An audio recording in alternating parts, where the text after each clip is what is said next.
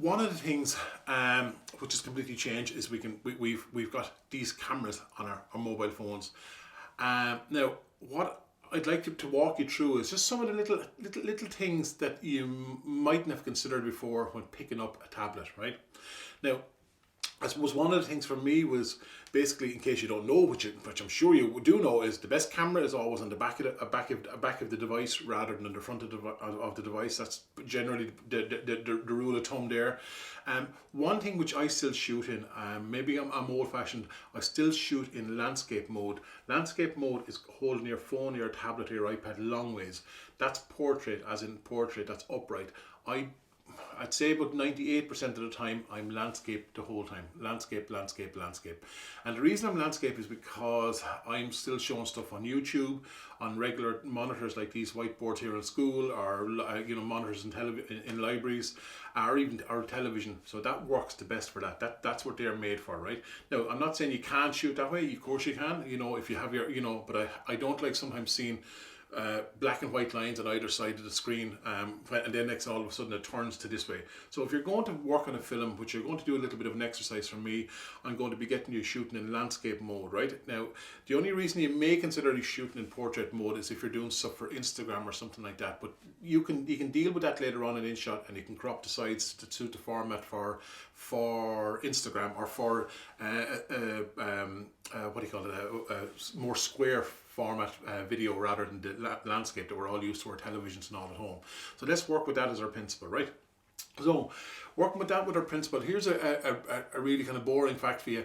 One of the things which is really which is I suppose it's a first world problem for so many of us, is the fact that we're all shooting so much video and photographs on our devices, and they just fill up. We're always getting that message, memory full or memory almost full, right? So, but if you're going to be working video on your iPad or tablets at all, just get into the habit of deleting material that you don't want, right? Or at least getting into the habit of backing up your material, backing up your phone, your tablet, so therefore you've got free space on your device. Working with a general rule of thumb to say that around 1 gigabyte is 10 minutes of footage. So 1 gigabyte on your device is about 10 minutes. Okay, just to say to you as well that the format in which that I shoot in is a format called 1080p at 30 frames per second. I'm going to write that on the screen now. That's 1080p at 30 frames per second. Now, if you don't know where that is, if you go to your camera function, now it'll be different on all our devices. On Apple, it's you go to your camera function, and I'm going to show you here now, and you go to your camera function and you basically click on camera. And when you look at camera, then you can see that the video format is 1080 at 30 frames per second. You can shoot at 4K. 4K is absolutely brilliant, but I find most people are fighting with memory space. And if you shoot in 4K, it's better quality, but it takes up more space. So just be aware of that. If you've got loads of space and you're happy to shoot in 4K, fire ahead. But just make sure that you have that space to shoot. That's all really kind of the boring technical things you need with regard to film. Obviously, if you're going to go to shoot a documentary or shoot something which interview your mother or father or grandparents at home and back at home, or do a project within school, make sure that you've got battery power. Make sure that you're not going out on 10% battery and you're out for an hour, and next minute your thing dies after a while. So make sure you've got a good 80 to 100% battery power before you go start filming.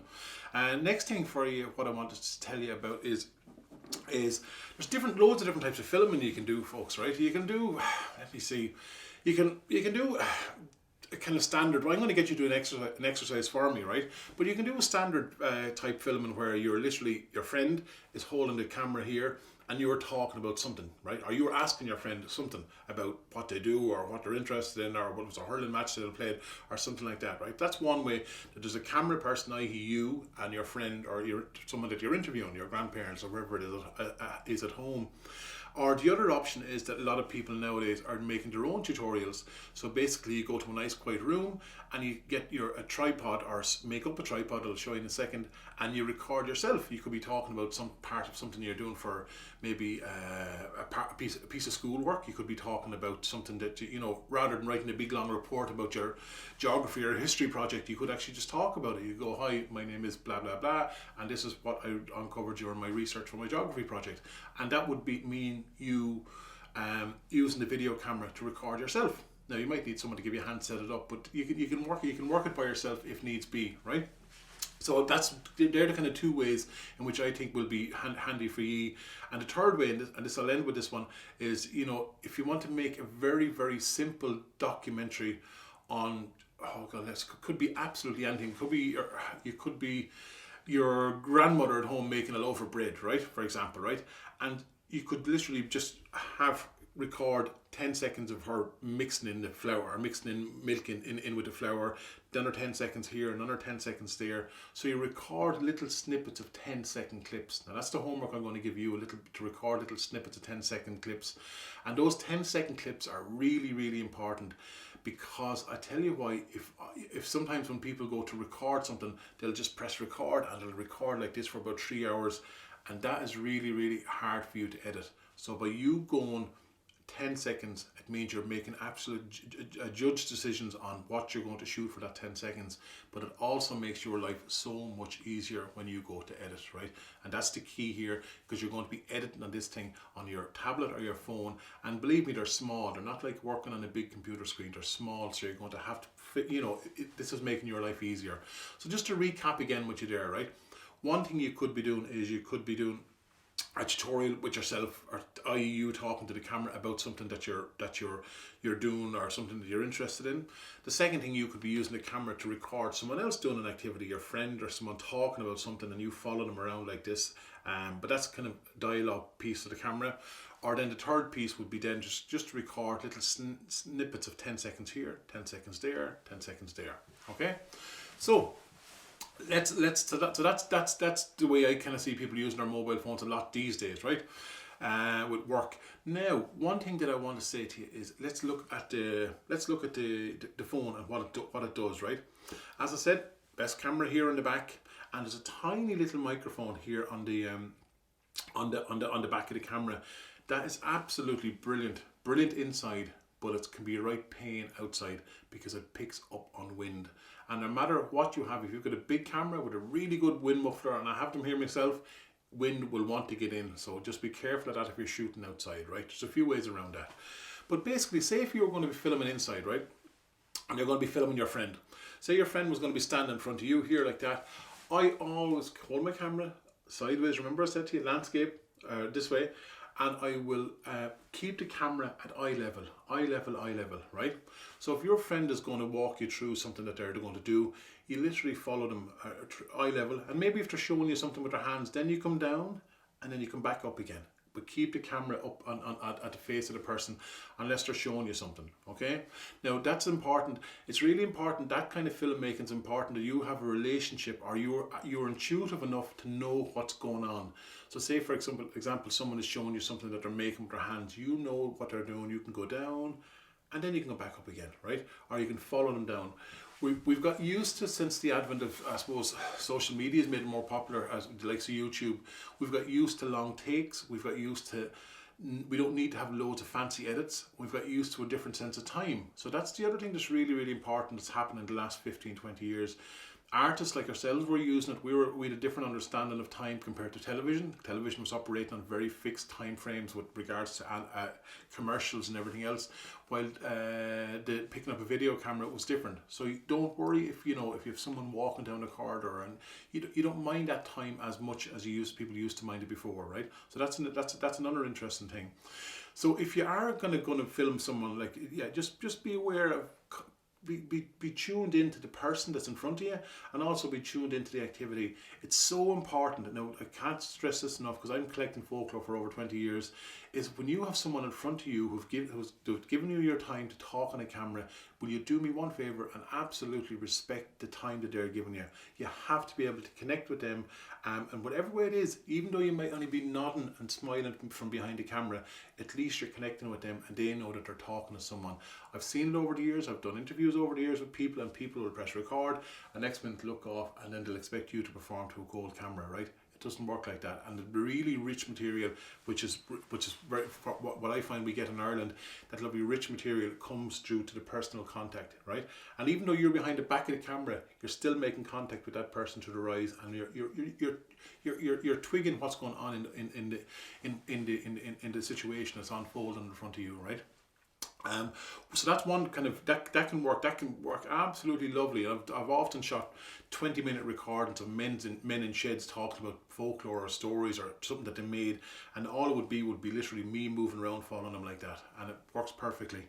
One little thing which might help you, I know if you have a selfie stick, they're €1.50, and you mightn't get these for your tablets now. You can, but there might be a bit more of an investment. But if you're shooting stuff at home on your phones for school or something like that, if you're allowed to shoot on your phones, these are very, very handy, because you can just put them on here like this, he says, and they give you a bit more stability. Now you can get gimbals and you can get different devices for this, but they're expensive. But for $1.50, if you wanted to splash out, you can go out and buy something like that, and that gives you more control with your hands to move up and down and follow the action around as well. I find these very handy as well for that, right? Okay, so they're just $1.50. It might be a handy little trick for you, right? So that's that part sorted. The next thing that you might do, if you're going to be doing a tutorial, say in school or whatever, you're going to be recording, if you're going to be recording maybe, you're just chatting about something you're doing for a school project or something that you're interested in, you will need a tripod, okay? Because you'll be on your own, or you mightn't have a friend to hold the camera for you for 20 minutes, right?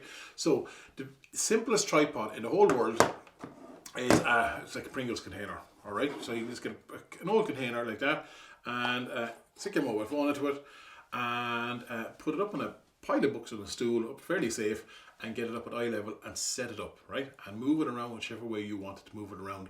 So that's at eye level, and that sets up the shot with you. Okay, so that's the cheapest way out of that for something like that.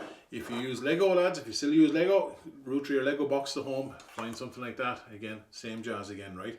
I always love the idea of even making stuff within a woodwork class or something like that as well. There might be for an engineering class to make up tripods. The best tripods are the ones that are made up, I find. If you don't have a Pringles container and you have $1.50 to spare, you can go to, again, when all this lockdown stuff is to happen, it's over, you can get these things in the likes of Eurogiant or Deals, those kind of discount shops you get around the country. You get these little things, and again, they're handy little tripods, right? So handy little things again up on top of a pile of books or a stool, up on a table, inside. Now you won't go to the Cliffs of Moher and film with this because it'll blow over on you folks. So that's another thing for $1.50. And just to show you as well, what you can do is, again, when you go to the likes of those deal shops, a lot of the heads on the tripods they come off on these ones here. And if you happen to have a tripod at home, you get these for around €15 in Argos or somewhere like that. You get little light tripods, and the little head just fits onto the connection that's on it. The connections on all these tripods are universal, and they've all got the same little hole sizes there. So they'll just screw in there, and that'll work for you as well if you want to have a tripod. And last thing I want to show you is I'm going to show you these. Again, you may have some of these yourselves. Some of you may have them, ring lights or O-lights. Anything from 20 to 30 euros, and it can be expensive enough, but they come with a little light and a little holder for your phone, and they also come with a little USB power cable, so that literally just powers in. So that could be very handy for doing tutorial based work, or work where you're recording yourself, or even recording someone else. You know, you could be recording your grandparents, or you could be recording a fellow student at school and using one of these, and all you need then are these little things here, little USB, like your phone charger, that kind of thing will work with that. So they're called ring lights or O-lights, and they're grand. They'll make your life easier. So that's therefore what you need to hold your camera still for your talk. So that's happy days, as I say. That's all you need for that. So follow the same rules again though. Eye level, camera, tripod, eye level. One thing to bear in mind is consider your shot, folks, will you? If you look behind me here, I'm kind of stuck right down the middle of the screen. And the reason I'm stuck down the middle of the screen is because it's a really safe shot. Because if I was to go to the side, and then if I wanted to edit this for Instagram, I'm going to have to lose a bit off the side. So I'm going to have to lose a small bit. So if you want to play it really safe, put the person right down the middle of the screen, eye level, and you look out over. Just keep your eyes up from behind the camera, and then then the person is looking straight at the back of the camera and it looks like they're looking straight out to the screen. I hope that makes sense to you. So it looks like I'm looking now, if I was chatting to you here right now, I'm looking directly down the lens of a camera and I'm looking straight out at you, so it looks like I'm looking out to you and the audience and out of television. So that's a really safe shot to do, I'll be honest with you, right? The next thing is your mobile phone actually has good enough has a good enough microphone here, so that microphone is really, really handy.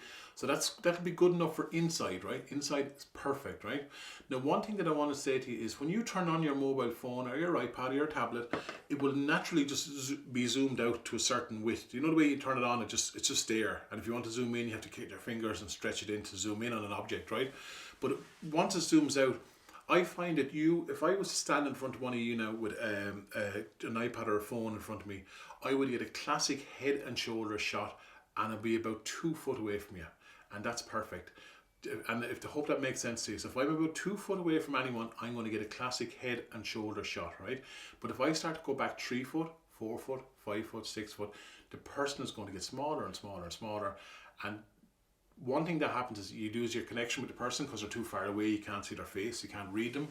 And the second thing is the microphone loses, the quality is lost a little bit. So the sound just drops and drops and drops the further the person goes away. So they're absolutely perfectly, they're built to be that 2 to 3 foot away from you, and that's just ideal. So that means your frame is sorted as well. So therefore you have your tripod 2 to 3 foot away from you and you're doing your tutorial or you're recording someone, right? Okay, so that's another really, really handy thing, and you can apply this in loads of different ways. Again, I can see a really good one for kind of report writing or doing reports for school can work really well, and also in like the likes of my work is for interviewing people, to talk to someone, you know, whether you could be talking to your teachers about something or whether you could be talking to someone at home in your bubble within your family about something as well, or one of your friends in school. So that works for that. So the next thing that I want to say to you is the next thing I want to say to you is really, really important actually, is in schools you have loads of windows, which are brilliant, right? But if you go to film anyone at all with a window behind them, you're asking for trouble.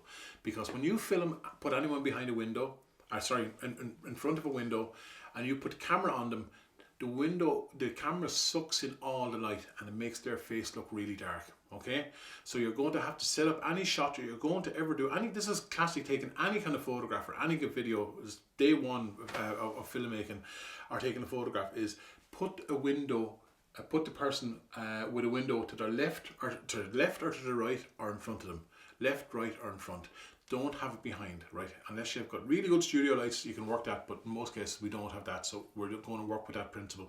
So if someone is there, if there's a window behind someone, just turn them around the other way and you get to the back, you're back to the window, and just get to feed their face with all that lovely natural light, okay?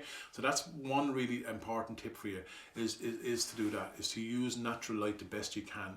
You can, if you're fortunate enough to have things like this, you know, ring lights or O-lights, to do work. They're brilliant if you can use them. I find sometimes these are great, but one thing to do if you wear glasses, to put a ring on them, to give a ring on them.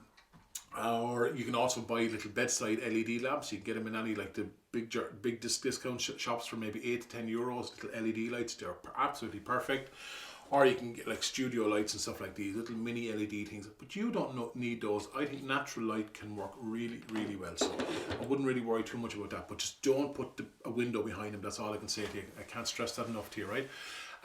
So that's inside filming. And that goes for kind of any of those kind of areas of filming that I was talking to you about. Those same kind of principles. Stick to those. If you go outside, here's the problem. If you go outside, you won't have too much problem with sun in Ireland. You know, if we get a good bit of sun, but we don't get loads of sun. So don't put anyone, if you're filming someone and have a big ball of sun behind the back of their head. Again, same principle. If they've got a big ball of light behind the back of their head, their face is going to look dark. So turn them around. The only thing which the framing is all the same outside. You know, you may need to secure your tripod a bit more now if you're going to be filming outside and it's going to be windy. But the only thing that is going to cause you a little bit of bother is the microphone. So if you want to film outside, it will pick up little bits of wind, okay? And that, you know that yourself from using your mobile phone, that wind, they love wind. I try to hear that rustle sound. Now you don't mind a small bit of it, but you wouldn't put up with it for 15 minutes or 20 minutes, okay? So what I suggest you can do if you're doing a small bit of filming outside, I sometimes, if I meet someone and I want to record a bit, I'll use my hands to cup it like this, and I'll turn my body to the back of the wind, and I'll use my body just to block the wind and ask someone a question. Tell me this, Mary Murphy, what did you do in school years ago? That kind of stuff, right? The other thing which is really, really handy is the likes of a big golf umbrella, like a big umbrella. And if you want to film outside again, on the golf umbrella over your shoulders, and put that on your shoulder, and that'll stop the wind behind you as well, and then use that as well. Okay, now I'm not guaranteeing you that'll work 100%, but it'll work definitely. It'll up there in the 90s, it'll work, you know, it'll really, really help, right? Even I use professional cameras here, and I have professional microphones with wind mufflers on them, and the wind will still get in. So it's not just a problem with an iPad or a tablet or a mobile phone, it's universal. Wind wants to get in. But what I'm going to do is I'm going to show you up on my screen now little devices. Now this is for down the line. If your school ever felt like spending anything between 50 to maybe 80 euros, you can buy little plug-in microphones for your iPads or tablets or for your mobile phones. You get different companies do them. One called Rode here, which I'll show you now, and another one called Zoom. Zoom make really good recorders. That's a Zoom recorder. All radio stations use them. But Rode or Zoom make good ones. But just double check that they're compatible with your tablet or your device before you go and buy it. You go buy it, right? But that's just for something down the line. You might need that. And that's pretty much for filming outside. It's pretty much inside, but just sound. Keep an eye on the sound. And the last thing then, which I want to tell you about with your mobile phone is the kind of filming for 10 seconds. And this is your homework a little bit for me before we go on to the editing stage, is I want you to record 5 10-second clips for me on your phone. 5 10-second clips, and just record randomly of something. And I want you use them to stitch them together. So 5 10-second clips on your phone or your tablet in school, and then we're going to go edit these then, right? So that includes the video and the audio, right? So it's just a device, but you can, if you want to pick 5 actual related ones, do that. Just take 5 10-second clips for me, okay? Now, the next thing I want to show you is I want to show you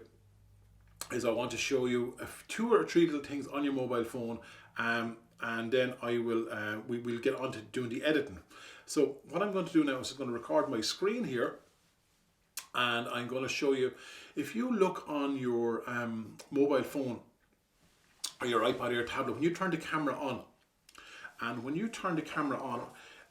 here's my camera on. Everything is behaving on auto, so it's auto exposure, auto focus. Now the thing is, if this might be handy for some of you for down the line, right? Your camera actually has got manual focus as well. A lot of people don't realize it. So it's got a manual focus. So as it is there now, when you can see my screen, you can just see everything's in auto. And if I put my hand here across here, what's going to do is going to try to focus on my hand, and then I pull it back, it'll try to focus on that face. Now that can be, say if you're showing something and you're very expressive with your hands, that can happen sometimes, right?